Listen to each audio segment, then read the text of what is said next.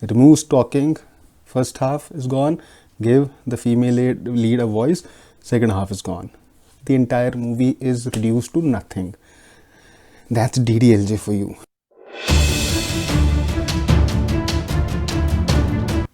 So this new trend has started in the woke circle, in the circle of these woke film critics, the very same critics who do not stop singing praises for DDLJ.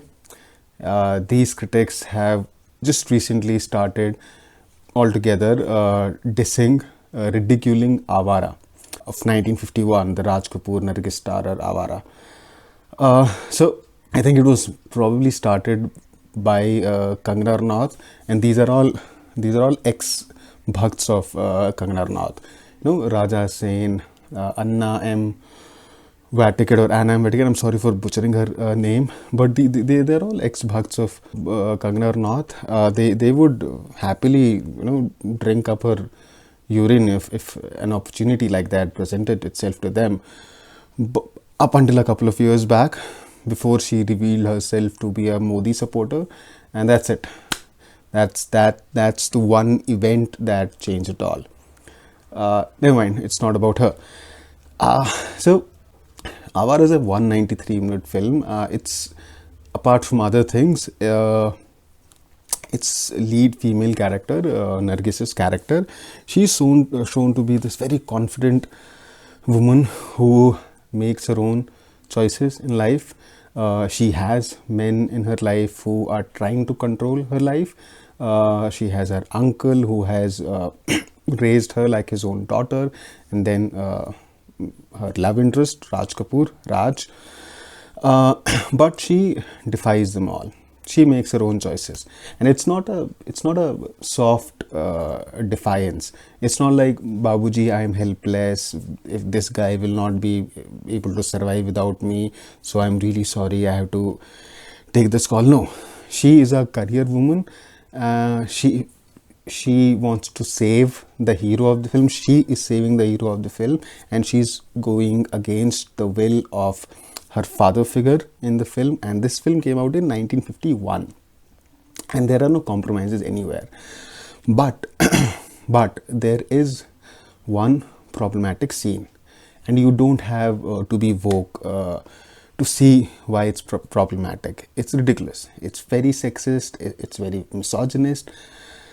But picking that scene up, let me prove to you why the film critics in India, the likes of Raja Sen and the other critic I mentioned, I butchered the name of, they are the biggest hypocrites. How dishonest they are to their own profession. Let me just prove this to you. So let's take an example of DDLJ side by side. Now, Awaara is a 193-minute long film, and that scene, that problematic scene, is about 30 seconds long. Now, here's the thing. If you cut up that scene, if you rather entirely remove that 30-second scene from Awaara, it does not make wee bit of a difference. It does not change one damn thing in the film. You won't even notice that you missed a scene if you can just skip through it. That's how insignificant that scene is in the entire scheme of things. It's not even part of, it's a very random scene. I don't even know why it's part of the movie. Now, let's go to DDLJ. Let's remove stalking of a girl from that film, or invasion of her privacy. The hero of the film checking out her undergarments and chasing her, running after her. Let's remove stalking from that film. First half of DDLJ is gone, and I'm a big time fan of DDLJ. I'm a huge fan of SRK, but it's not about that right now. So the first half is gone if you remove just stalking. Now give the female lead of the film, Kajol, a voice. Give her a chance to express herself or to take her own decisions. Let her choose what she wants to do in life. The second half of the film is gone. removes talking, first half is gone, give the female lead a voice, second half is gone. The entire movie is reduced to nothing. That's DDLJ for you.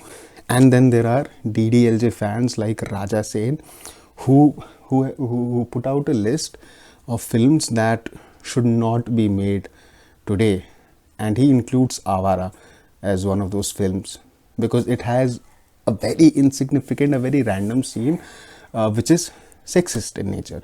No two ways about it. But why did you not include any SRK film? Dil Se. He has almost literally raped Manisha Koirala's character in that film.